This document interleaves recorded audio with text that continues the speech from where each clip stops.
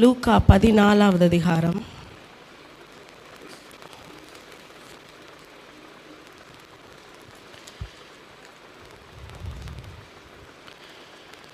34, 35 வசனங்களை நாம் வாசிக்கலாம்.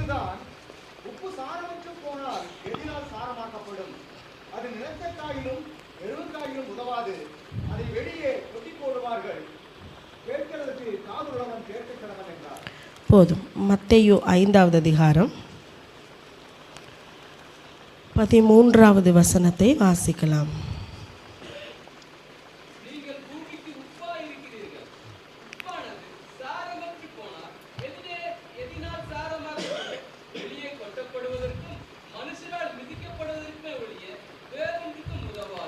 ஆமென். இந்த 2 வசனங்களிலும் உப்பு என்கிறதான ஒரு காரியத்தை குறித்து ஆண்டவர் எழுதி வைத்திருக்கிறதை நாம் பார்க்கிறோம். இந்த வருஷம் முழுவதுமே கர்த்தர் நம்மை அற்புதமாக வழிநடத்தி வந்திருக்கிறார். ஹல்லேலூயா, ஹல்லேலூயா, ஹல்லேலூயா. நல்ல ஒரு அருமையான ஆராதனை. கர்த்தர் செய்த நன்மைகள் எல்லாவற்றையும் நாம் நினைத்து எவ்வளவு நன்றி சொன்னாலும் நமக்கு போதவே போதாது. இந்த வருஷத்தில் கூட கர்த்தர் நம்மை நடத்தி வந்த பாதைகள் எல்லாவற்றிலும் அவர் என்ன செய்தார் என்கிறதைத்தான் நாம் இன்றைக்கு தியானிக்க போகிறோம். ஆமே. எத்தனையோ பாதைகளை நாம் கடந்து வந்திருக்கிறோம். அந்த பாதைகளில் எல்லாம் உண்மையிலேயே நம்ம நினச்சிருக்கிறோம், நம்ம அடிபட்டோம், கஷ்டப்பட்டோம், அவமானப்பட்டோம், வெட்கப்பட்டோம், சில உயர்வுகள் வந்தது, சில சந்தோஷங்கள் வந்தது, மாறி மாறி மாறி மாறி பல சூழ்நிலைகள் வந்தது. ஆனால் உண்மையிலே அப்படி நடந்த பொழுது நம்முடைய ஆவிக்குரிய வாழ்க்கையில் என்ன நடந்தது என்கிறதைத்தான் நாம் இந்த நாளிலே தியானிக்க போகிறோம். ஹல்லேலூயா. பரிசுத்த ஆவியானவர் நம்மோடு பேசுவாராக. ஆண்டவர் சொல்லியிருக்கிறார், அன்றியும் அவருடைய தீர்மானத்தின்படி அழைக்கப்பட்டவர்களாய் தேவனிடத்திலே அன்பு கூறுகிறவர்களுக்கு சகலமும் நன்மைக்கேதுவாக நடக்கிறது. ஸோ இந்த வருஷத்தில் ஆரம்பத்தில் இருந்து இந்த தினம் வரைக்கும் கர்த்தர் நமக்கு செய்த எல்லாமே நமக்கு நன்மைதான். ஹல்லேலூயா, ஹல்லேலூயா. ஆண்டவர் எல்லாவற்றையும் ஒரு தீமையாக நமக்கு தெரிந்தால் கூட அந்த தீமையை நன்மைக்கு ஏதுவாக திருப்பி விடுவதற்கு சர்வ வல்லமையுள்ள ஆண்டவர் நம்மோடு கூட இருக்கிறார். ஹல்லேலூயா. இன்னைக்கு எதெல்லாம் நமக்கு முன்னாக தீமையாக தெரிகிறதோ, நம்முடைய பாடுகள், நம்முடைய கஷ்டங்கள் எல்லாவற்றையும் நாம் நினைத்து பார்க்கிற பொழுது ஆண்டவர் அதில் ஒளித்து ஒரு காரியத்தை வைத்திருக்கிறார். ஆமென், ஹல்லேலூயா. ஒளித்து ஒரு காரியத்தை, ஒளித்து ஒரு நன்மையை வைத்திருக்கிறார். ஆண்டவர் சொல்லியிருக்கிறார், உத்தமமாய் நடக்கிறவர்களுக்கு அவர் நன்மையை வழங்காதிரார் என்று சொல்லப்பட்டிருக்கிறது. ஆமென், ஹல்லேலூயா. ஆண்டவர் பரிசுத்த ஆவியானவர் நம்மை நடத்தி வருகிறார். அது எல்லாவற்றிலும் ஆண்டவர் ஒரு நன்மையை நமக்கு ஒளித்து வைத்தே தான் இருக்கிறார். நமக்கு தெரியும், ஒரு வாலிபன் ஒருவன் அவங்க அப்பா கிட்ட கார் கேட்டானா, அவனோட பர்த்டே கிஃப்ட்டுக்காக கார் கேட்டானா, அவங்க அப்பா ஒரு பைபிள் கிஃப்ட் கொடுத்தாராம். அப்போ அவளுக்கு என்ன, எத்தனை பைபிள் வீட்டில் இருக்குது, இன்னொரு பைபிளை எதுக்கு எங்கள் அப்பா கொடுக்குறார் அப்படின்னு அவனுக்கு மனசு சங்கடமாக இருந்தது. அவன் எதிர்பார்த்த காரியம் கிடைக்கவில்லை என்று வேண்டா வெறுப்போடு அந்த பைபிளை வைத்து விட்டு போய்விட்டான். கடைசியில் அவனுடைய அப்பா இறந்த செய்தி கேட்டு அவன் வந்த பொழுது அவன் அந்த பைபிளை பார்க்குறான். அந்த பைபிளுக்கு உள்ளே என்ன இருந்துச்சு, கார் வாங்கினதான அந்த ரெசிப்டும் அந்த கார் கீயையும் அந்த பைபிளுக்குள்ளே ஒளித்து வைத்திருந்தார். அந்த பைபிள் அவர் கொடுத்த பொழுது எதை தான் கொடுத்தார், அவர் விரும்பின ஒரு நன்மையை தான் கொடுத்தார். அது என்ன வடிவில் வந்ததுன்னா அவர் விரும்பின வடிவிலே அது வரவில்லை. இந்த வருஷத்தின் கடைசியிலே நம்ம வந்திருக்கிறோம். சில காரியங்கள் நாம் விரும்பின வடிவத்திலே வந்திருக்கலாம், சில காரியங்கள் நாம் விரும்பாத வடிவத்திலே வந்திருக்கலாம். ஆனால் கர்த்தர் நமக்கு எதையும் தராமல் இருக்கவே மாட்டார். ஹல்லேலூயா, ஹல்லேலூயா. அவர் ஒளித்து வைத்து நமக்கு அவரை போல நம்மை மகிழ்விக்கிற, சந்தோஷிப்பிக்கிற ஒரு நல்ல தகப்பன் யாருமே இருக்க முடியாது. அவர் சொல்லுகிறார், தீமைகளை அவர் நன்மையாக மாற்றுகிறார். ஆமென், ஹல்லேலூயா. இந்த சரணத்தை மாத்திரம் நாம் பாடலாமா? தீமைகளை நன்மையாக மாற்றினீர், துன்பங்களை இன்பமாக மாற்றினீர். நன்றி நன்றி, எல்லா நன்மைக்கும் நன்றி என்ற பாடலை நம்ம எல்லாரும் கரங்களை தட்டி பாடலாமா? ஹல்லேலூயா. தீமைகளை நன்மையாக மாற்றினீர், துன்பங்களை இன்பமாக மாற்றினீர். தீமைகளை நன்மையாக, எல்லாரும் பாடுவோமா? துன்பங்களை இன்பமாக, மறுபடியுமாக தீமைகளை நன்மையாக மாற்றினீர், துன்பங்களை இன்பமாக மாற்றினீர். விசுவாசத்தோட தீமைகளை நன்மையாக மாற்றினீர். பாடவே மாறும். இன்பமாக மாற்றினீர், தீமைகளை நன்மையாக மாற்றினீர், துன்பங்களை இன்பமாக மாற்றினீர். நன்றி நன்றி, எல்லா நன்மைக்கே நன்றி. நன்றி நன்றி, எல்லா நன்மைக்கே நன்றி. இயேசுவே நன்றி நன்றி, எல்லா நன்மைக்கே நன்றி. நன்றி நன்றி, எல்லாம் நன்மைக்கே நன்றி. நடந்ததெல்லாம் நன்மைக்கே நன்மைக்கே, நன்றி சொல்லி மகிழ்வேன் இன்றைக்கே. நடப்பதெல்லாம் நன்மைக்கே. எல்லாரும் எல்லாரும் சத்தத்தை உயர்த்தி சொல்லி மகிழ்வேன் இன்றைக்கே. நன்றி நன்றி, இயேசுவை பார்த்து சொல்லுவோம். எல்லாம் நன்மைக்கே நன்றி. இயேசுவே நன்றி நன்றி, எல்லாம் நன்மைக்கே நன்றி. இயேசுவே நன்றி நன்றி, எல்லாம் நன்மைக்கே நன்றி. நன்றி நன்றி, எல்லாம் நன்மைக்கே நன்றி. ஹல்லேலூயா. கர்த்தர் தீமைகளை கூட நமக்கு நன்மையாக மாற்றி கொடுக்கிறவர். ஆமென். ஹல்லேலூயா.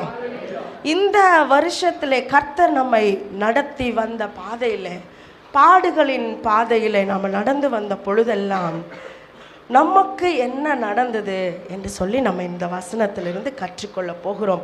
பரிசுத்த ஆவியானவர் நமக்கு உதவி செய்வார். அங்கே சொல்லப்பட்டிருக்கிறது, நீங்கள் பூமிக்கு உப்பாக இருக்கிறீர்கள், உப்பு நல்லதுதான் என்று சொல்லப்பட்டிருக்கிறது. உப்பு சாரமற்று போனால் எதினால் சாரமாக்கப்படும். அப்போ ஒரு உப்பு என்று இருந்தால் நம்மை தான் ஆண்டவர் பூமிக்கு உப்பாக அவர் பார்க்கிறார். இந்த உப்பு எப்படி இருக்க வேண்டும் என்றால் சாரத்தோடு இருக்கணும். உப்பு போட்டால் நீங்கள் நல்லா ஒரு மட்டன் குழம்பு, சிக்கன் குழம்பெல்லாம் நல்லா டேஸ்ட்டாக வச்சு எவ்வளவு விலை உயர்ந்த ஒரு உணவை சமைத்து கொஞ்சம் உப்பு அதில் இல்லாமல் இருந்துச்சுன்னா, இல்லை உப்பு போட்டு அதில் உப்பு பிடிக்காமல் இருந்துச்சுன்னா, அத்தனை உணவுமே என்ன ஆயிரும்? வேணா போயிடும். அதே போல தான் உப்பு என்கிறது போட்டால் என்ன வரணும்? சுவை வரணும். சில நேரம் உப்பு எவ்வளோ போட்டாலும் என்ன பண்ணாது? பத்தவே பத்தாது. அந்த மாதிரி சாரமில்லாத உப்பாக நாம் இருக்கக்கூடாது என்று ஆண்டவர் விரும்புகிறார். எப்பவுமே நம்ம எப்படி இருக்க வேண்டும் என்று அவர் விரும்புகிறார் என்றால், ஒரு சாரமுள்ள ஒரு உப்பு. இந்த உப்பு உள்ள போட்டால் அந்த போட்டதோடைய எஃபெக்ட் என்ன பண்ணணும்? தெரியணும். அப்போ அந்த சாரம் அந்த உப்பில் இருந்தால் தான் அந்த உப்புக்கு ஒரு மதிப்பு இருக்குது, அந்த உப்புக்கு ஒரு விலை இருக்கிறது.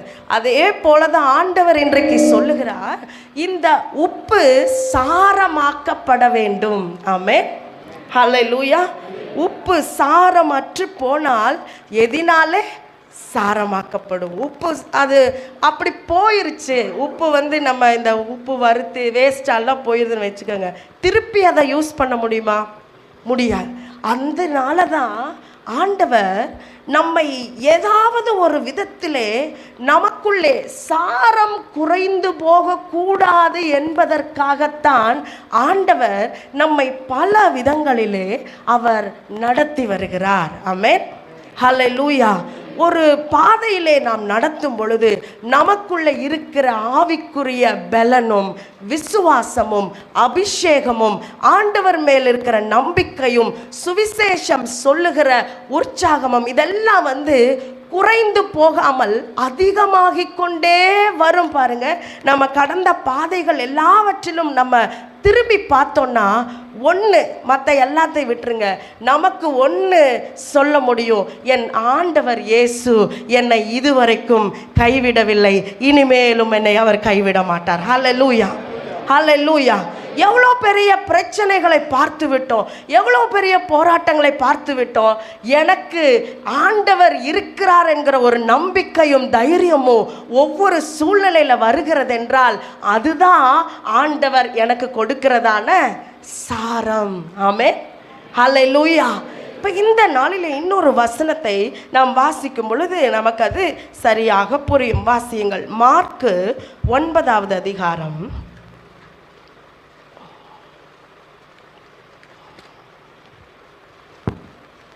49வது வசனமும்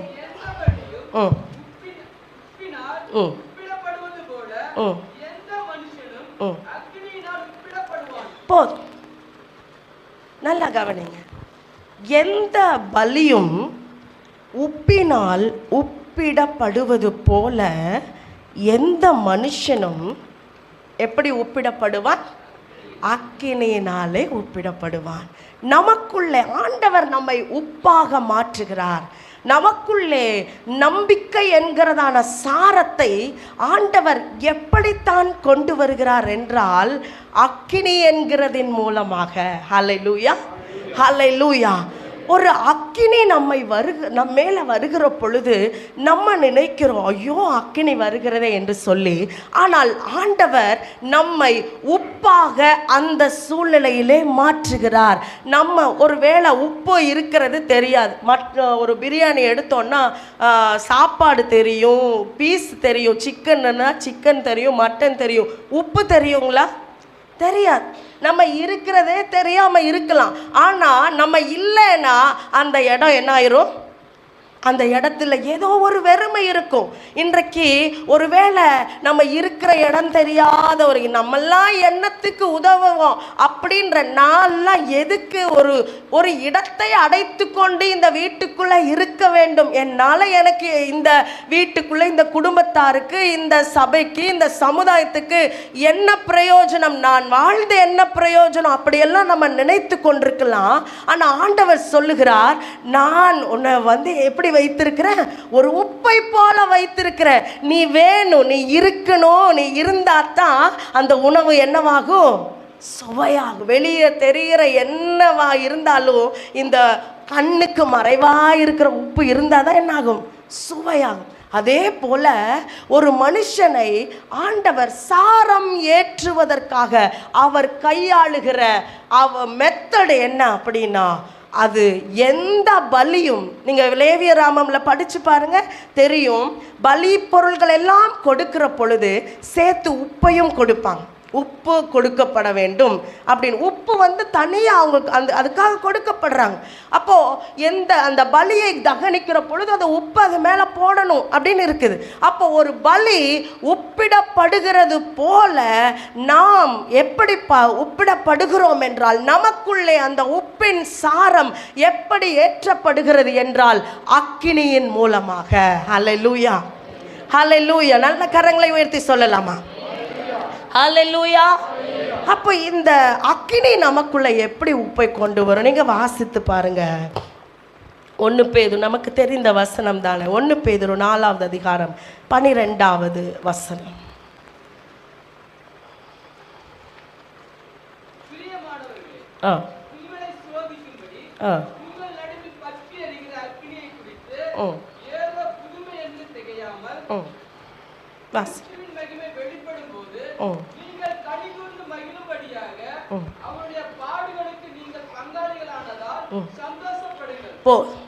கிறிஸ்துவின் நிமித்தமாக நாம் சந்திக்கிற ஒவ்வொரு பாடுகளும் எதை குறிக்கிறது?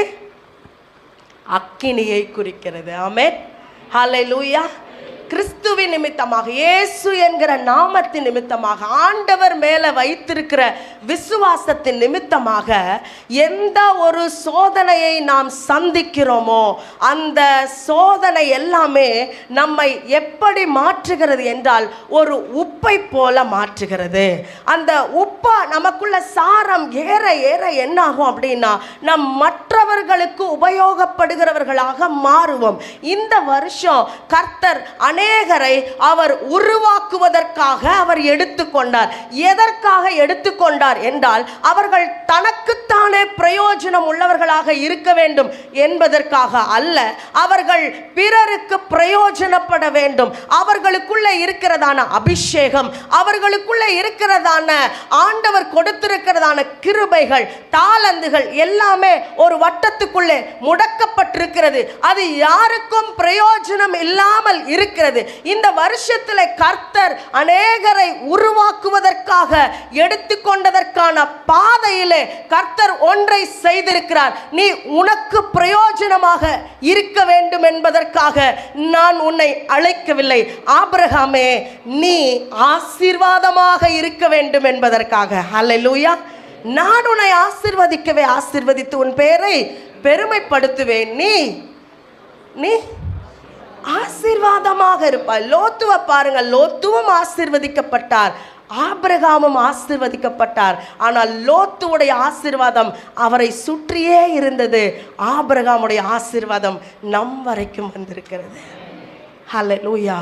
இந்த வருஷம் ஆவியானவர் இன்றைக்கு யாரோட பேசுறாரோ நிச்சயமா நீங்க உணர்வீங்க, உங்களை கர்த்தர் உருவாக்கி இருக்கிறார். எதுக்குன்னா அநேகருக்கு ஆசீர்வாதமாக நீங்கள் பயன்பட வேண்டும். உங்களுடைய சுவையும் உங்களுடைய நறுமணமும் உங்களுக்குள்ளேயே முடங்கி போய்விடக் கூடாது என்பதற்காக இந்த வருஷத்தை கர்த்தர் எடுத்துக்கொண்டார். அவர் அநேக அக்கினியின் பாதையிலே நம்மை நடத்தினார். அக்கினிக்குள்ளாக அக்கினி சூளையின் அனுபவம், 7 மடங்கு சூடாக்கப்பட்ட அக்கினி சூளையை நாம் சந்தித்து நின்றிருந்திருக்கிறோம். ஆனாலும் நாம் கர்த்தரை மறுதலிக்கவில்லை. காரணம் என்ன தெரியுமா? ஏதோ ஒன்றை கர்த்தர் நம்மேல ஒரு நோக்கத்தை வைத்திருக்கிறது நிமித்தமாக கர்த்தர் இந்த வருஷத்தை அவர் உருவாக்கி உப்பு சேர்த்திருக்கிறார். ஆமென். ஹல்லேலூயா, ஹல்லேலூயா. உப்பு சேர்க்கப்பட்ட ஒரு பாத்திரமாக, உப்பு சேர்க்கப்பட்ட அந்த சாரமேற்றப்பட்ட ஒரு உப்பாக கர்த்தர் நம்மை மாற்றி இருக்கிறார். ஆமென். ஒரு ஊழியக்காரருடைய சாட்சி என்னவென்றால், அவரை சின்ன வயசுலேயே எல்லாரும் வீட்டில் அவங்க அப்பா ஊழியத்தில் இருந்தால் கூட இவருடைய சில காரியங்கள் நிமித்தமாக அவர் வெளியே அனுப்பிச்சிட்டார், வீட்டை விட்டு வெளியே அனுப்பிச்சிட்டார்.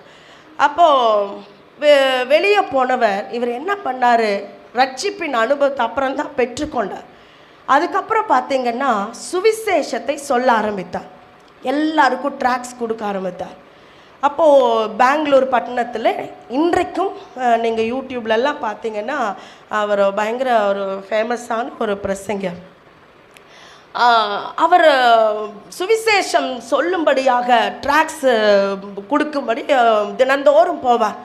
அப்படி போகும் பொழுது ஒவ்வொரு நாளும் பல விதமான அனுபவங்களை அவர் சந்தித்திருக்கிறார். ஒரு குறிப்பிட்ட நாளில் என்ன நடந்துச்சு அப்படின்னா, அவரை தாக்கும்படியாக ஒரு பெரும் கூட்டம், அவர் போய் கொடுத்ததான ட்ராக்ஸ் கொடுத்ததான ஒரு கூட்டம் அவரை என்ன பண்ணாங்க, அடின்னு அடிச்சிட்டாங்க, பயங்கரமாக அடிச்சிட்டாங்க.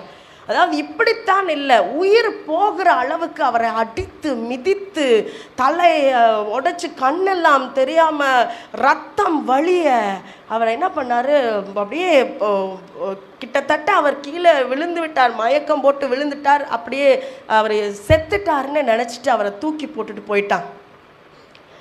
அவர் இப்படி லேசாக மயக்கம் தெளிஞ்ச உடனே அவர் எழுந்து ஒரு பக்கத்தில் இருக்கிற ஒரு சர்ச்சுக்கு போனார்.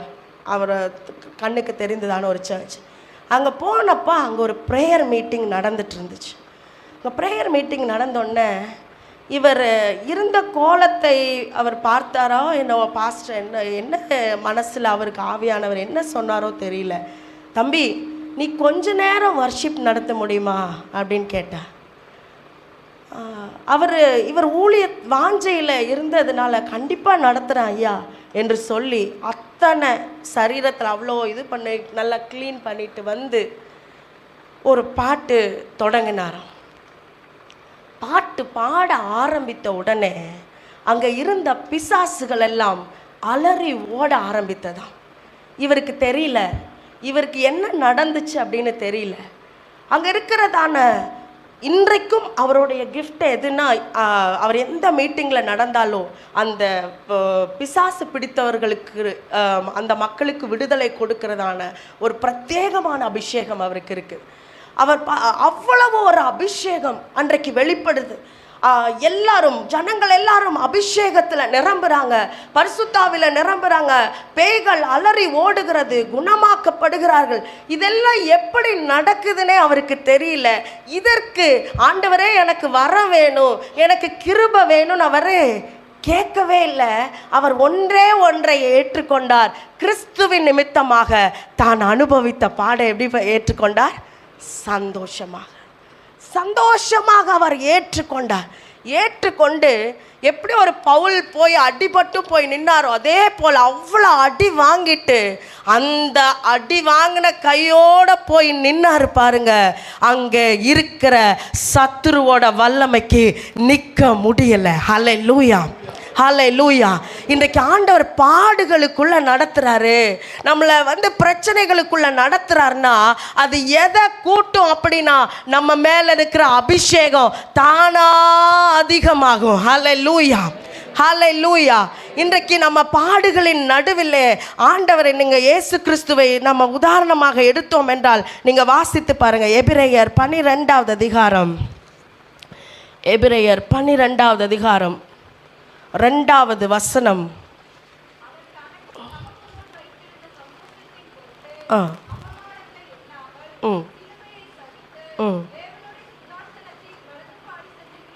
போதும், இங்கே நல்லா கவனிங்க. நம்ம என்னாது இருந்தால் அப்படின்னா டக்குன்னு ஒருத்தர் தான் ஞாபகம் வரும். யாரு? ஆபிரகாம். ஆபிரகாம் என்ன பண்ணாரு? தனக்கு வயசானதையும் சாராளோட கர்ப்பம் செத்து போனதையும் அவர் என்ன பண்ணலை? எண்ணவே இல்லை. அது ஒரு எண்ணாது இருந்த ஒரு அனுபவம். இன்னொருத்தர் ஒரு காரியத்தை நினைக்கவே இல்லை. யாருன்னா நம்முடைய ஆண்டவராகிய இயேசு கிறிஸ்து. அவரை பற்றி சொல்லப்பட்டிருக்கிறது, அவர் தமக்கு முன் வைத்திருந்த சந்தோஷத்தின் பொருட்டு எதை எண்ணாமல் அவமானத்தை எண்ணாமல் அவர் சிலுவையை சகித்து தேவனுடைய வலது பாரிசத்தில் வீற்றிருக்கிறார். அப்போது இன்றைக்கு ஆண்டவர்கிட்ட நம்ம நிறைய காரியங்களை குறித்து முறையிட்டிருக்கிறோம். எத்தனையோ காரியங்கள். ஆண்டவர், ஏன் இந்த அவமானம், ஏன் இந்த நிந்தை, ஏன் என்னை இப்படி ஏசுகிறார்கள், ஏன் இப்படி ஏளனம் பண்ணுகிறாங்க? இன்னைக்கு ஆண்டவர் சொல்கிறார், இன்னைக்கு அந்த எண்ணம் உன்னை விட்டு போகிறது. ஹல்லேலூயா, ஹல்லேலூயா. நான் இப்படி இருக்கிறேனே, என்னை இப்படி தூஷிக்கிறார்களே, என் நிலைமை இப்படி இருக்கிறது, இதெல்லாம் மாறப்போகிறது. ஆண்டவர் எதை தான் பார்த்தார் என்றால், அவர் பிதாவானவர் தனக்கு முன்னாடி ஒரு சந்தோஷத்தை வைத்திருக்கிறார். அதை பார்க்கிறார். இப்போ நடக்கிற ஒன்றையும் பார்க்கல. இன்னைக்கு சத்துரு இப்போ நடக்கிற பலவிதமான ஒரு பாடுகளின் பாதையில் அவமானம், நிந்தை எது இருக்கிறதோ அதை சிந்தையில் கொண்டு வந்து அதையே யோசிக்கும் செய்தாலும் இன்றைக்கு நம்ம சொல்ல போறோம், நான் அதை எண்ண போவது இல்லை. ஹல்லேலூயா, ஹல்லேலூயா. இன்றைக்கு ஆண்டவரோட சிந்தை, கிறிஸ்துவின் சிந்தையை ஆயுதமாக ஆண்டவர் நம்மை தரித்து கொள்ளும்படி வைக்க வந்திருக்கிறார். இன்றைக்கு நம்ம சொல்ல போறோம், இந்த ஒரு வருஷத்துல கர்த்தர் என்னை நடத்தின பாதையில் நான் உருவாக்கப்பட்டிருக்கிறேன். ஆமென், ஹல்லேலூயா. கிறிஸ்துவின் நிமித்தமாக என்னென்ன பாடுகளை நம்ம பட்டிருக்கிறோம், ஆண்டவர் மேலே வைத்திருக்கிற விசுவாசத்தின் நிமித்தமாக என்னென்ன பாடுகளை நம்ம பட்டு கொண்டிருக்கிறோமோ எல்லாமே நமக்குள் இருக்கிற அதுக்கு அடையாளமே என்னன்னா, விசுவாசம் அதிகமாகும், நம்பிக்கை அதிகமாகும், அபிஷேகம் அதிகமாகும். ஹல்லேலூயா, ஹல்லேலூயா. யார் இன்றைக்கு நமக்கு அந்த எண்ணம் இருக்குதோ, இந்த வேளையில் நம்ம ஒரு பாடலை பாடுவோம். அக்கினியில் நடந்து வந்தோம், ஆனால் சேதம் ஒன்றுமில்லை. என் தலையை நீங்கள் புது எண்ணெயால் அபிஷேகம் பண்ணுறீங்க ஆண்டவரே. இன்றைக்கு ஆண்டவரே, அந்த எண்ணங்கள் எல்லாம் என்னை விட்டு போகட்டும். எல்லா அவமானத்தின் எண்ணங்கள், எல்லா தோல்வியின் எண்ணங்கள், எல்லா பாடுகளின் சிந்தைகள் எல்லாம் என்னை விட்டு போகட்டும். ஒரு வெற்றி களிப்பு எனக்குள்ள வரட்டும் ஆண்டவரே. எல்லாரும் நாம் கரங்களை தட்டி பாடலாம். ஹல்லேலூயா. அக்கினியில் நடந்து வந்தோம், ஆனால் நல்ல எல்லாரும் கரங்களை தட்டி. நீரை கடந்து வந்தோம், ஒளி போகவில்லையப்பா. அக்கினியில் நடந்து வந்தோம், ஆனால் சேதம் ஒன்றும் இல்லையப்பா. தண்ணீரை கடந்து வந்தோம், ஆனால் ஒளி போகவில்லையப்பா. எங்கள் கிருபை எங்களை விட்டு இவை பொழுதும் விலகலப்பா. உங்கள் கிருபை எங்களை விட்டு இவை பொழுதும் விலகலப்பா. எங்கள் தேவன் நீர், எங்கள் ராஜா நீர், நாங்கள் போற்றிடும் எங்கள் கண்மலை நீர். எங்கள் தேவன் நீர், எல்லாரும் எங்கள் ராஜா நீர், நாங்கள் போற்றிடும் எங்கள் கண்மலை நீர். பலவித சோதனையால் உடமிடப்பட்டோம் ஐயா, பொன்னாக மாற்றிவிட்டீர், புது இருதயம் தந்து விட்டீர். பலவித சோதனையால் உடமிடப்பட்டோம் ஐயா, பொன்னாக மாற்றிவிட்டீர், புது இருதயம் தந்து விட்டீர். எங்கள் தலையை அபிஷேகம் செய்து விட்டீர். எங்கள் தலையை அபிஷேகம் செய்து விட்டீர். எங்கள் தேவன் நீர், எங்கள் ராஜா நீர், நாங்கள் போற்றிடும் கண்மலை நீர். எங்கள் தேவன் நீர், எங்கள் ராஜா நீர், நாங்கள் போற்றிடும் கண்மலை நீர். எங்கள் தலையை எண்ணெயினால் அபிஷேகம் செய்து விட்டீர். எங்கள் தலையை எண்ணெயினால் அபிஷேகம் செய்து விட்டீர். எங்கள் தலையை எண்ணெயினால் அபிஷேகம் செய்து அபிஷேகம் அபிஷேகம் செய்து விட்டீர். சிந்தை மாறட்டும். எங்கள் தலையை எண்ணெயினால் அவமான சிந்தை மாறுவதாக. அபிஷேகம் செய்து சக்கல பௌதராதியா. எங்கள் தலையை எண்ணெயினால் தாழ்வு மனப்பான்மைகள் செய்து லாபாலா பௌதாரா ஷாகாரா ராதா ராதா ராதா லாபாலா ஆவியானவரே தொடுங்க. சிரசின் மேல, சிரசின் மேல அபிஷேகம், அபிஷேகம், அபிஷேகம் மாற்றத்தை ஏற்படுத்துவதாக. சிந்தையில மாற்றம் உண்டாவதாக. தோல்வியின் சிந்தை மாறுவதாக. சத்துருவின் சிந்தை உடைவதாக. புலம்பல் மாறுவதாக. புலம்பல் மாறுவதாக. புலம்பல் மாறுவதாக. ஓ பொன்னாக, பொன்னாக, பொன்னாக, பொன்னாக மாற்றுகிற அபிஷேகம், பொன்னாக மாற்றுகிற அபிஷேகம், பொன்னாக மாற்றுகிற அபிஷேகம். அநேகருடைய சிரசின் மேல கர்த்தருடைய அபிஷேகம் விழுகிறது. சிந்தை மாறுகிறது, சிந்தை மாறுகிறது. ஒரபலப சக்கர தனஹ தியால பௌரியா பியா லேக்கதிரியா. உன் சாரம் அதிகமாக்கத்தான் கர்த்தர் இந்த பாடுகளை அனுபவித்தார். ரேக்கம உன் அபிஷேகம் அதிகமாகிறது.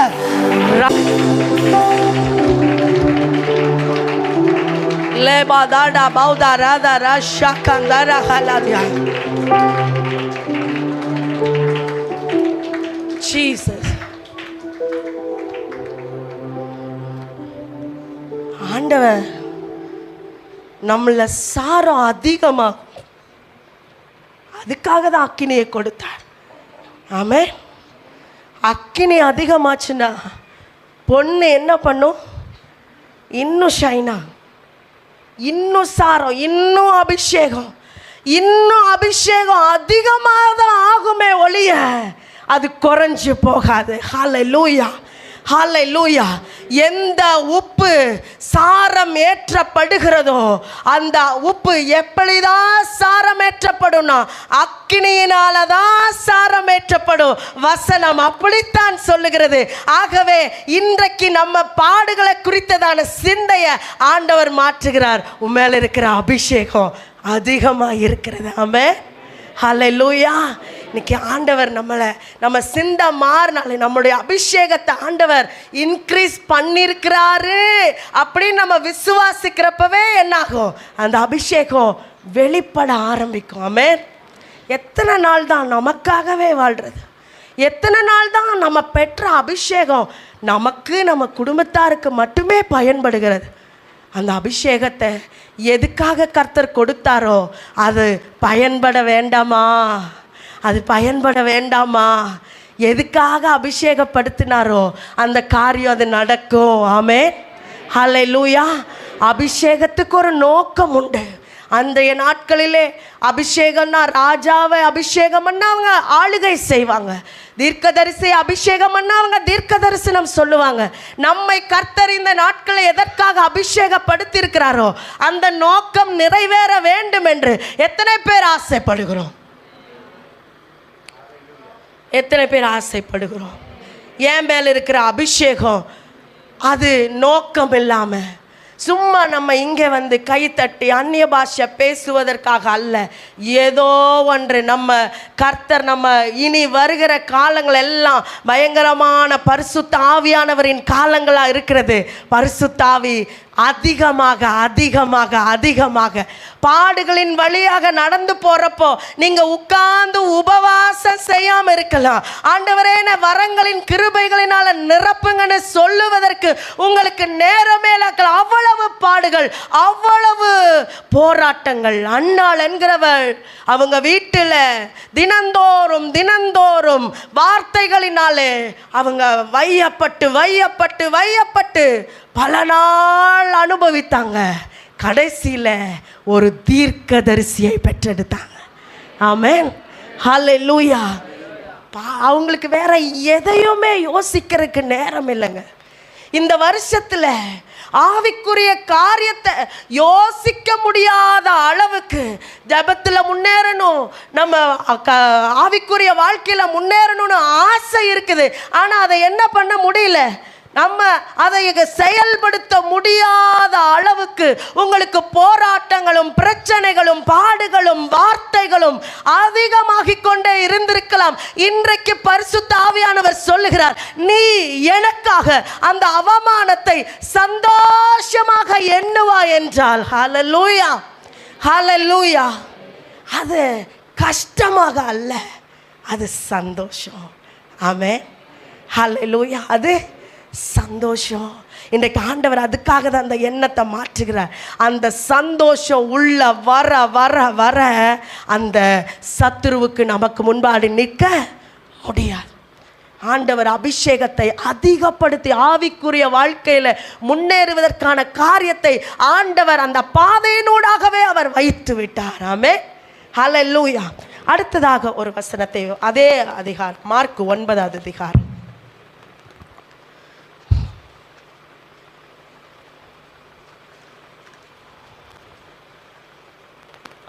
50வது வசனத்தை வாசிங்க.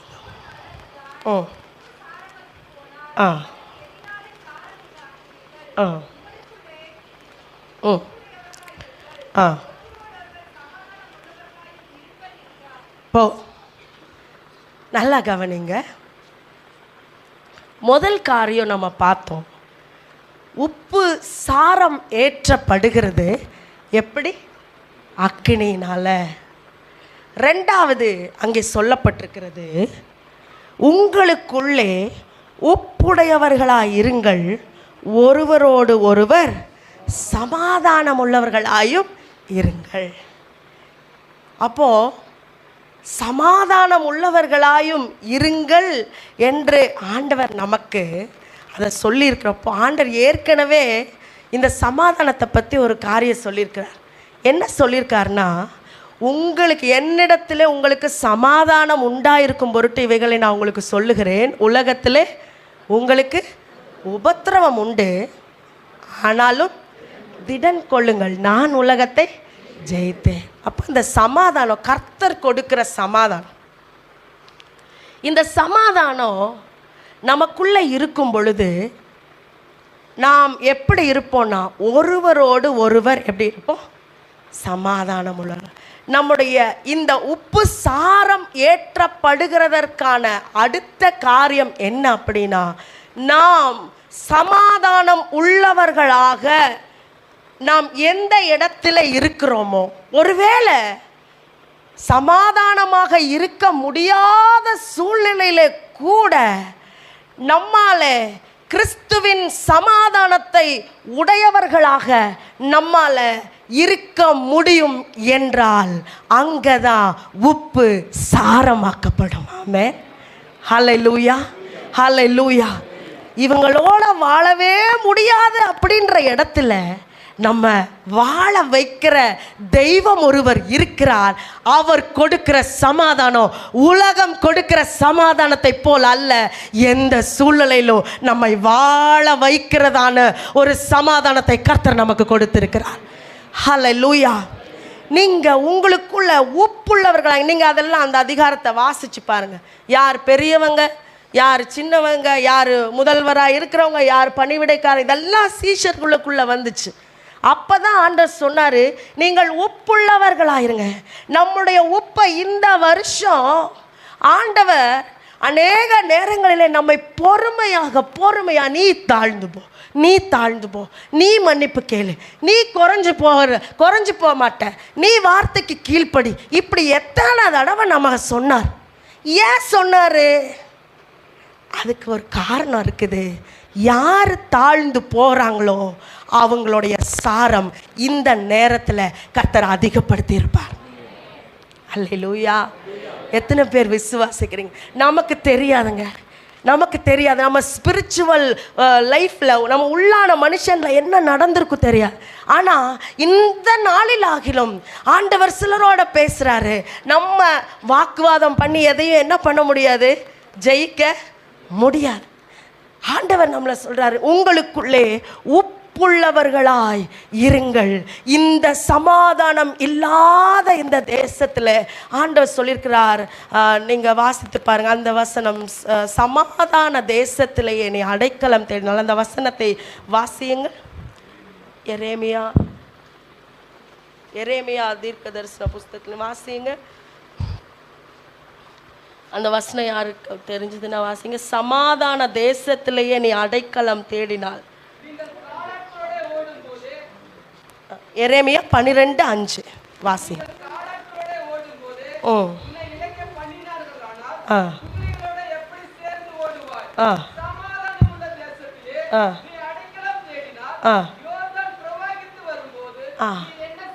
போதும். இங்கே நல்ல ஆண்டவர் ஒரு கேள்வியை கேட்கிறாரு. சமாதானம் உள்ள தேசத்திலேயே நீ அடைக்கலம் தேடினால் நீ யோர்தான் பிரவாகித்து வரும்போது என்ன செய்வான்? நம்மளை கர்த்தர் நம்ம என்ன நினச்சிட்டு இருக்கோன்னு தெரியல. ஆனால் ஆவியானவர் இன்றைக்கு ஒரு கேள்வியை கேட்குறாரு. நான் உனக்கு சமாதானத்தை நான் கொடுக்கிறேன், என்னுடைய சமாதானம். என்னிடத்துல நீ சமாதானமாக இருந்தா என்றால் உலகத்தில் உனக்கு எத்தனை உபத்திரவம் வந்தாலும் அதை உன்னால மேற்கொள்ள முடியும். ஆமென். ஹல்லேலூயா, ஹல்லேலூயா. நம்மால் மேற்கொள்ள முடியாத ஒரு உபத்திரவத்தை கர்த்தர் நமக்கு கொண்டு வந்து கொடுக்கிறதில்ல. ஆனால் நம்ம என்ன செய்கிறோன்னா, கர்த்தர் நமக்கு கொடுத்திருக்கிற சமாதானம் உள்ள தேசத்திலே ஏதோ ஒரு அடைக்கலத்தை தேடுகிறோம். நல்லா கவனிங்க. இந்த எலியா என்கிற தீர்க்கதரிசி, எலியா தீர்க்கதரிசி, ஆண்டவர் அந்த எலியா தீர்க்கதரிசியை அவர் வல்லமையாக பயன்படுத்தினார். அவருக்கு ஏசபேலுடைய வார்த்தைகள் அவரை ஒன்றும் செய்ய முடியாது என்கிறதை அவரும் அறிந்திருந்தார். ஆனால் அந்த நேரத்தில் அவருக்கு என்ன செய்யறதுன்னு தெரியல. எங்க அடைக்கலம் தேடி ஓடுகிறார்? சூறை செடியின் தேடி அடைக்கலம் தேடி ஓடுகிறார். ஆண்டவர் இன்றைக்கு அப்படி யாராகிலும் இருந்தால் ஆண்டவர் இன்றைக்கு கேட்கிறார், யாருக்கு பயந்துட்டு சூறை செடியின் இடத்துல நீ அடைக்கலம் தேடி கொண்டிருக்கிறாய்? இன்றைக்கு பரிசுத்த ஆவியானவர் கேட்கிறார், நான் உன்னை சமாதானத்தால், என்னுடைய சமாதானத்தால் நிரப்பி இருக்கிற பொழுது, நான் உன்னை சமாதானமாய் வாழ வைக்க என்னால் முடியும். சர்வ வல்லமை உடையவராக நான் இருக்கிற பொழுது நான் இருக்கிறேன், பயப்படாத. இயேசபேலை பார்த்து நீ பயப்படாத, சூறை செடி இடத்துல அடைக்கலம் தேடாத என்று சொல்லி பரிசுத்த ஆவியானவர் இன்னைக்கு நம்மை பார்த்து சொல்லுகிறார். ஓ ஹல்லேலூயா, ஹல்லேலூயா. இன்னைக்கு ஆவியானவர் பேசுகிறதை யார் காதுள்ளவர்களோ அவர்கள் கேட்க கடவார்களாக. இயேசுவின் நாமத்தினால இருதயங்கள் திறக்கப்படுவதாக. நீ எலியா தீர்க்கதரிசி, உன்னை எந்த இயேசபேலாலோ ஒன்றும் செய்ய முடியாது.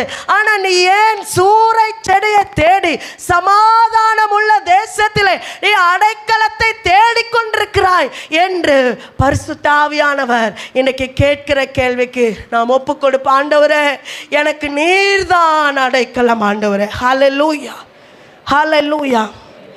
எங்க போய் ஒளிந்தாலும் நம்மாலே பாதுகாப்பா இருக்க முடியாது. ஆண்டவர் தான் நம்முடைய அடைக்கலம். ஆண்டவரோட வார்த்தை சொல்லுகிறது, தேவன், சொல்லுவோமா எல்லாரும் சொல்லுவோம், தேவன் நமக்கு அடைக்கலமும் பலனும் ஆபத்து காலத்தில் அனுகூலமான துணையுமானவர். ஆகையால் பூமி நிலை மாறினாலும் மலைகள் நடுச்சமுத்திரத்தில் சாய்ந்து போனாலும் அதன் ஜலங்கள் கொந்தளித்து பொங்கி அதன் பெருக்கினால் பர்வதங்கள் அதிர்ந்தாலும் நாம் பயப்படோம். ஒரு நதியுண்டு, அதன் நீர்க்கால்கள் தேவனுடைய நகரத்தையும் உன்னதமானவர் வாசம் பண்ணும் பரிசுத்த ஸ்தலத்தையும் சந்தோஷிப்பிக்கும். தேவன் அதன் நடுவில் இருக்கிறார். அது அசையாது, அது அசையாது, அது அசையாது, அது அசையாது. இப்போ இப்போ அந்த அபிஷேகம் இறங்கணும். அந்த அபிஷேக நதி, அந்த அபிஷேக நதி பாயட்டும், பாயட்டும், பாயட்டும். இயேசுவின் நாமத்தினால, இயேசுவின் நாமத்தினால. ஓ ரவலப ஷக்கதரதி அக்கப்யாலத பௌதியாத்யாசியா. ஹல்லேலூயா. ரிபலப ஷக்கதுரபகத்யா கேப்யோலபலதரியா. மலை சாய்ந்து போகிறத போல இருக்கலாம், ஜலம் கொந்தளிக்கும் தான். ஆண்டவர் சொல்ற, நான் உனக்கு அடைக்கலமா இருக்கிறேன், நீ அசைக்கப்படுவது இல்லை. ஏன்னா அவரோட அபிஷேகம் நம்ம மேல இருக்காம. ஹல்லேலூயா, ஹல்லேலூயா. நல்லா சொல், எல்லா கரங்களை ஒட்டி சொல்லுவோம், ஹல்லேலூயா, ஹல்லேலூயா. அபிஷேகம் பெறாதவங்க இருந்தீங்கன்னா இந்த வருஷ கடைசிக்குள்ள நீங்க பரிசுத்தாவின் அபிஷேகத்தை பெற்றுக்கொள்ளுங்க, பெற்றுக்கொள்ளுங்க. ஆவியானவரை அலட்சியமா நினைக்க கூடாதுங்க. பரிசுத்த ஆவியானவர் இந்த நாட்களினுடைய தேவை. ஆமென். பரிசுத்த ஆவியின் அபிஷேகம் யாரெல்லாம் கொள்ளலையோ இந்த வருஷம் முடிவதற்குள்ள பரிசுத்த ஆவியால் நீங்கள் நிரப்பப்பட வேண்டும், அபிஷேகத்தினால் நிரப்பப்பட வேண்டும். அந்நிய பாஷை பேசுவதை அற்பமாக நினைக்காதீங்க. கர்த்தர் உங்கள் ஒவ்வொருவருக்கும் விலையேற பெற்ற அபிஷேகத்தை வைத்திருக்கிறார். ஆமென், ஹல்லேலூயா. ஆகவே இந்த முதல் காரியத்தை, ரெண்டாவது ஒருவருக்கொருவர் சமாதானம். இதனுடைய இன்னொரு பாயிண்ட் மாத்திரம் நான் சொல்லி அடுத்த பாயிண்ட்டுக்கு போக ஆசைப்படுகிறேன். என்னன்னா, ஒரு எக்ஸ்பிரிமெண்ட் ஒன்று பார்த்தேன், சயின்ஸ் எக்ஸ்பிரிமெண்ட் ஒன்று பார்த்தேன். இதை எக்ஸ்பிளைன் பண்ணுற மாதிரி உங்களுக்கு தெரிஞ்சதான், பிள்ளைகளுக்கெல்லாம் தெரிஞ்சதான். ஒரு இதில் வந்து நார்மல் தண்ணி வச்சுருக்குறாங்க, ஒரு தண்ணியில் உப்பு போட்டு தண்ணி வைக்கிறாங்க. இந்த தண்ணியை என்ன பண்ணுறாங்க, உறைய வைக்கிறாங்க. உறைய வைத்து உறை நிலைக்கு 0 டிகிரி செல்சியஸ்க்கு கொண்டு போய் அதை திரும்பவுமாக எடுக்கிறாங்க. எடுக்கிறப்ப பார்த்தீங்க அப்படின்னா இந்த உப்பு இல்லாத தண்ணி இருக்குது பாருங்கள், உப்பு இல்லாத தண்ணி 0 டிகிரி செல்சியஸ்க்கு போகிறப்போ உறைஞ்சிருச்சு. ஆனால் எந்த தண்ணியில் உப்பு போட்டிருக்கிறாங்களோ அது உறையவே இல்லை, 0 டிகிரி செல்சியஸ்க்கு போனாலும் அப்படியே இருக்கு. இது எதுக்கு ஒப்புமையாக சொல்லியிருக்காங்கண்ணா. நீங்கள் வாசித்து பார்த்தீங்கன்னா உங்களுக்கு தெரிந்த வசனம் தான். கடைசி காலங்களில் மனிதர்களுடைய அன்பு எப்படி இருக்கும்? தனிந்து சுபாவ அன்பில்லாதவர்களாய் மாறி விடுவாங்க அப்படின்னு இருக்கு. சுபாவமாக இயல்பாகவே ஒரு கணவன் மனைவிக்குள்ளே என்ன அன்பு இருக்கும், தகப்பன் பிள்ளைகளுக்குள்ள என்ன அன்பு இருக்கும், அதெல்லாம் இப்போல்லாம் மாறிட்டு வருகிறதை பார்க்கிறோம் நம்ம. சுபாவ அன்பில்லாதவர்கள், அது இங்கிலீஷில் அழகாக இருக்கும். அது that is turning into love, turning into gold. அப்போது யாருக்குள்ளே உப்பாகிய சாரம் இருக்கிறதோ அவர்களாலே மாத்திரம்தான் இந்த கடைசி நாட்களிலே அன்பிலே நிலைத்து நிற்க முடியும். ஆமென், ஹல்லேலூயா. ஏன்னா கடைசி நாட்கள் கொடிய காலங்கள் வந்து கொண்டிருக்கிறது.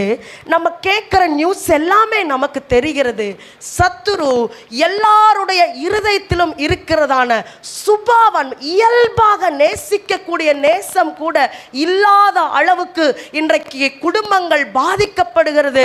மாற்றங்களை நாம் பார்த்து கொண்டிருக்கிறோம். இந்த சூழ்நிலையிலே நம்முடைய குடும்பங்களை காப்பாற்றிக் கொள்ள வேண்டும் என்றால் நாம் உப்பு ஏற்றப்பட்டவர்களாய் இருக்க வேண்டும். ஹல்லேலூயா. சாரமேற்றப்பட்டவர்களாய் இருக்க வேண்டும். சாரமில்லாத அன்பில்லாத உப்பாக நாம் இருப்போம் என்றால் அந்த உப்பினாலே என்ன பிரயோஜனம்? முதலாவது, அது அக்கினியினாலே உப்பிடப்படுகிறது. இரண்டாவது, சமாதானம் உள்ளவர்களாக நாம் வாழுகிறதின் நிமித்தமாக அந்த உப்பு சாரமேற்றப்படுகிறது. எப்படி சமாதானம் உள்ளவர்களாக வாழ முடியும்?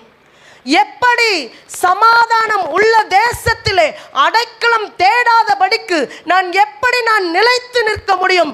எல்லாவற்றுக்கும் ஒரு காரணம் உண்டு. எல்லாவற்றுக்கும் ஒரு பின்னாடி ஒரு காரியம் உண்டு. அதற்கு காரியம் என்ன? பரிசுத்த ஆவியானவர். அவர்தான் சொல்லப்பட்டிருக்கிறது. மேலும் நமக்கு அருளப்பட்ட பரிசுத்த ஆவியினாலே தேவ அன்பு நம்முடைய இருதயங்களில் ஊற்றப்பட்டிருக்கிறது. இந்த உள்ளத்தில் ஊற்றப்பட்டிருக்கிற அன்பு எப்படிப்பட்டதுங்க? சொல்லுவோமா? எல்லாரும் சொல்லுவோமா? சொல்லுங்க, இன்னும் நல்ல சத்தமா. எனக்குள்ள ஊற்றப்பட்டிருக்கிற அன்பு சுபாவ அன்பு அல்ல. என்ன அன்பு? தேவ அன்பு. இந்த தேவ அன்பு எனக்கு இருக்கிறதுனால எனக்கு பயம். எப்படி வாழுவேன்? எப்படி இந்த குடும்பத்தில் நான் இருப்பேன்? எப்படி இந்த குடும்பத்தாரோடு நான் சேர்ந்து வாழுவேன்? பயம் இல்லை. கர்த்தர் சொல்கிறாரு, நான் உனக்கு அடைக்கலமாக இருக்கிறேன். ஆமென். நம்மால் ஆண்டவரையும் நேசிக்க முடியும், நம்மோடு கூட இருக்கிற மனிதர்களையும் நேசிக்க முடியும். ஆமென், ஹல்லேலூயா. இது நம்மால முடியாது. ஆனால் நமக்குள்ளே ஊற்றப்படுகிறதான தேவ அன்பினாலே அது முடியும். கர்த்தர் அந்த அபிஷேகத்தை அவர் நம்ம பரிசுத்தாவி பெற்ற ஒவ்வொருவருக்கும் இந்த தேவ அன்பு என்கிறதான ஒரு கிஃப்ட் அவர் கொடுத்திருக்கிறார். ஆமென், ஹல்லேலூயா. தேவ அன்பு இல்லாமல் உப்பா இருக்க முடியாதுங்க. தேவ அன்பு இல்லாமல் உப்பா இருக்க முடியாது. ஆவியானவர் சொல்லுகிறார், நீ உப்பாக இருக்க வேண்டும் என்றுதான் நான் உன்னை அபிஷேகித்திருக்கிறேன். நீ உப்பாக பயன்பட வேண்டும் என்றுதான் நான் உன்னை அபிஷேகித்திருக்கிறேன். ஆனால் வெளியே கொட்டப்படுகிற உப்பாக மாறிவிடாதே என்று சொல்லி ஆவியானவர் இன்றைக்கு நாமை பார்த்து சொல்லுகிறார். அல்லேலூயா. எங்கே அன்பை இழக்கிறோமோ, எங்கே கசப்பை நாம் வளர்க்கிறோமோ, நல்லா கவனிங்க. ஆண்டவர் சொல்லி இருக்கிறார், உன் சகோதரனை உன் உள்ளத்தில் பகையாயாக என்று ஆண்டவர் சொல்லி இருக்கிறார். நல்லா கவனிங்க. ஹல்லேலூயா. நல்லா கவனிக்கணும். உன் சகோதரனை உன்னுடைய உள்ளத்திலே பகையாயாக என்று ஆண்டவர் சொல்லி இருக்கிறார். ஆண்டவர் இன்னொரு இடத்துல சொல்லி இருக்கிறார், பகையை மறைக்கிறவன் பொய் உதடன் என்று சொல்லப்பட்டிருக்கிறது. இந்த வருஷத்தின் கடைசியில் நாம் வந்திருக்கிறோம். நமக்குள்ளே ஒரு தேவ அன்பை கர்த்தர் ஊற்றுகிறார். நம்முடைய உள்ளத்துக்குள்ளே எந்த காரியங்களை குறித்ததான பகை இருக்கிறதோ, கசப்பு இருக்கிறதோ, வெளியில் நம்ம அதை காண்பிக்கிறது இல்லைங்க. ஆனால் உள்ளத்துக்குள்ளே ஏதோ ஒரு பகை நாம் சுமந்து கொண்டிருக்கிறோம் என்றால் இன்றைக்கு அந்த பாரத்தை எடுத்து போடும்படியாக பரிசுத்த ஆவியானவர் வந்திருக்கிறார். ஹல்லேலூயா, ஹல்லேலூயா. உன் உள்ளத்துக்குள்ள இருக்கிறது எனக்கும் உனக்கும் தான் தெரியும் மகனே. நான் உன் உள்ளத்துக்குள்ள இருக்கிறது எனக்கும் உனக்கும் தான் தெரியும் மகளே.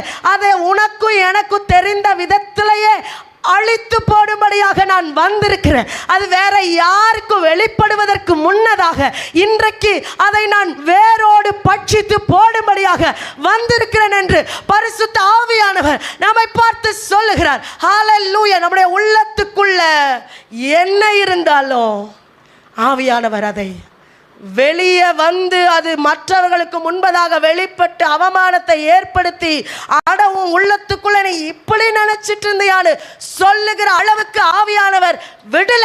இன்னைக்கு சொல்றார், உன் உள்ளத்துக்குள்ள இருக்கிற அந்த கிரட்ஜ், அந்த ஃபீலிங், அதைய நான் இன்னைக்கு பட்சித்து போடும்படியாக வந்திருக்கிறேன். நீ எனக்கு அனுமதி கொடுப்பாய் என்றால் அது உரு தெரியாமல் இன்றைக்கு உன்னை விட்டு அந்த பொல்லாத ஆவி இயேசுவின் நாமத்தினால வெளியேறும் என்று ஆவியானவர் சொல்லுகிறார். ரிபலா கந்துனா மௌலா. வாசிங்க எபிரேயர் 12வது அதிகாரத்தை எடுங்க.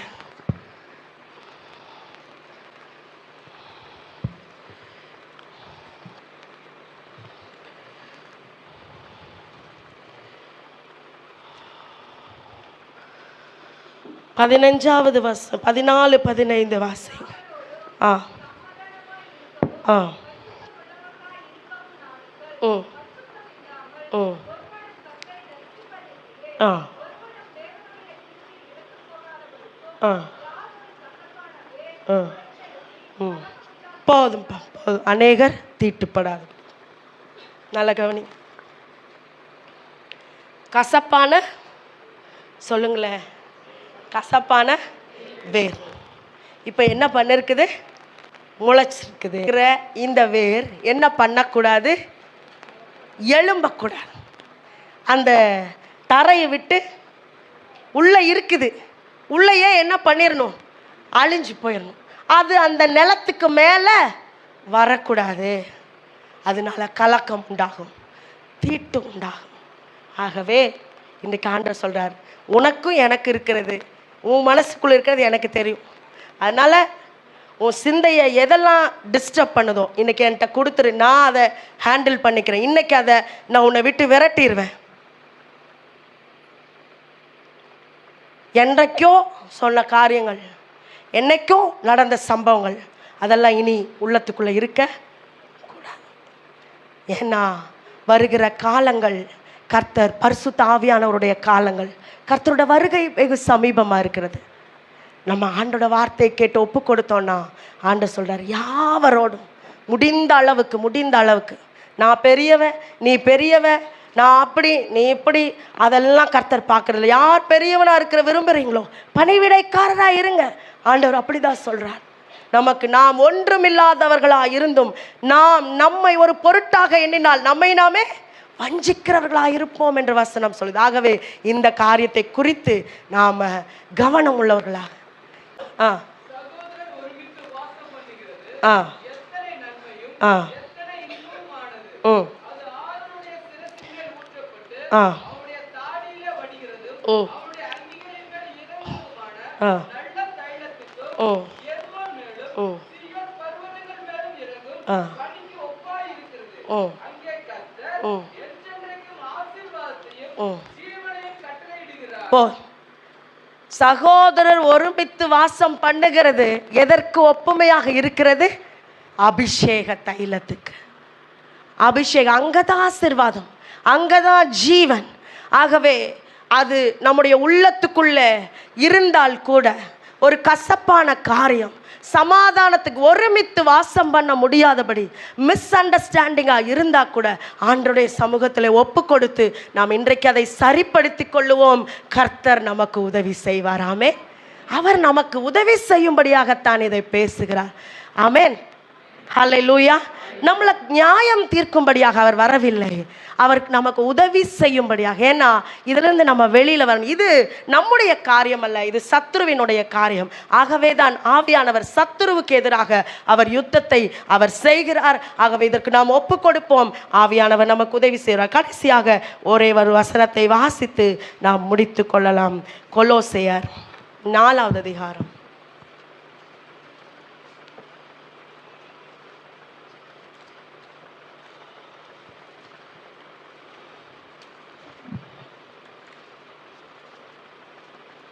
வாசிங்க. உங்கள் வசனம். ஆ ஆ ஆ ஆ ஆ ஆ போ. உப்பால் சாரமேற்றப்பட்ட ஒரு அனுபவம். நம்ம 2 காரியத்தை பார்த்தோம். ஒன்று அக்கினியினாலே சாரமேற்றப்படுகிறது, இன்னொன்று சமாதானமாய் நாம் இருக்கும் பொழுது சாரமேற்றப்படுகிறது. மூணாவது, இந்த சாரமேற்றப்படுகிற உப்பு என்ன செய்யும்? 3 காரியம் இருக்கிறது. அதில் முதல் காரியம் என்னன்னா, உப்பு சாரமேறின உப்பாக இருந்தால் மாத்திரம்தான் ஆண்டவரால் உத்தரவு சொல்லும்படியான இடங்களிலே நம்மை நிறுத்த முடியும். ரெஸ்பான்சிபிளான பிளேசஸில் கர்த்தர் நம்மை நிறுத்த வேண்டும் என்று விரும்புகிறார். அதுக்காகத்தான் கடந்த நாட்களிலே நம்முடைய சாரத்தை அவர் ஏற்றுகிறார். ஆமென், ஏற்றியிருக்கிறார். ஆண்டவர் நம்மளை சில உத்தரவு கொடுக்கிற இடங்களுக்கு கர்த்தர் எடுத்து செல்வார். அவனுக்கு இன்னபடி. நீங்க பாருங்க, ஸ்தேவான் அவர் சொல்றாரு, அவர் பேசுகிற ஞானம் இந்த நாட்களில் அப்படிப்பட்ட ஸ்தேவான போல அபிஷேகம் உள்ளவர்களா நம்ம எழுமணும்.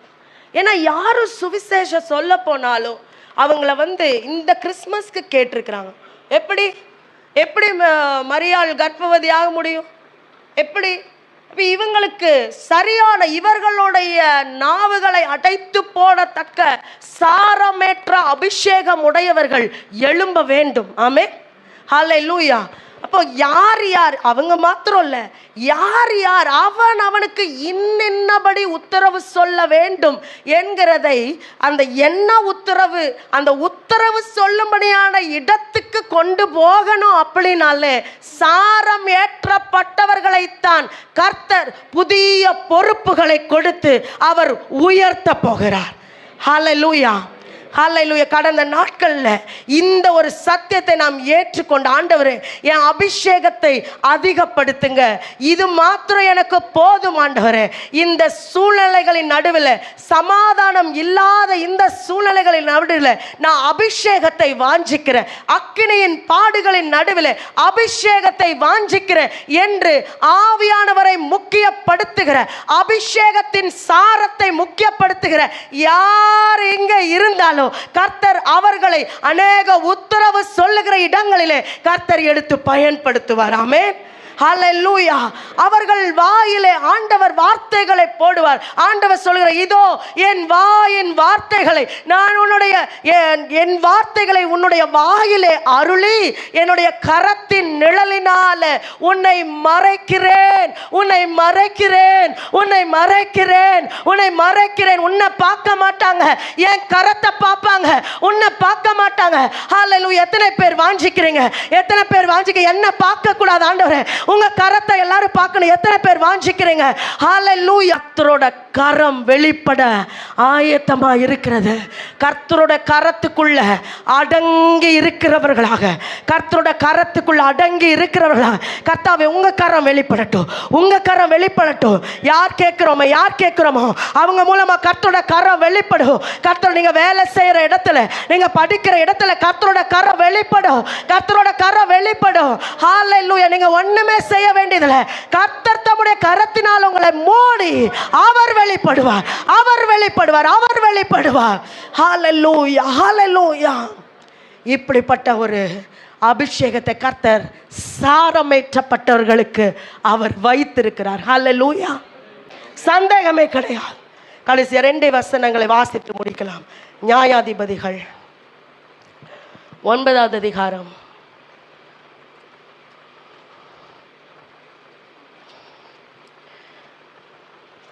45வது வசனம். ஆ ஆ ஆ ஆ போ, நல்லா கவனிங்க. 2வது சாரமேற்றப்பட்டவர்களோட ஆசீர்வாதம் என்ன தெரியுங்களா?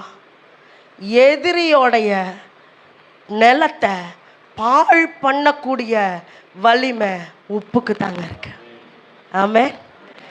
எதிரியோட பயிர் முளைக்காது, அவ்வளோ சீக்கிரம் எழும்பாது. இன்னைக்கு எந்த இடத்துல நம்ம உப்பாக விதைக்கப்படுகிறோமோ, எந்த இடத்துல நம்ம உப்பா இருக்கிறோமோ, அந்த இடத்துல எதிரி எழும்ப முடியாது. கர்த்தர் நம்ம மேல அந்த அதிகாரத்தை வைக்கிறார். ஆமே.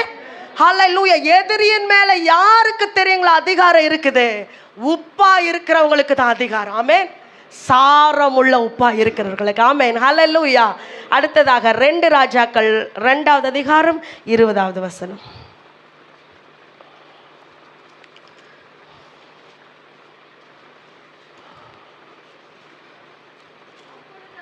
ஆ ஓ ஆ 19 20 ரெண்டுமே வாசிங்க. ஓ ஓ ஓ ஆ ஆ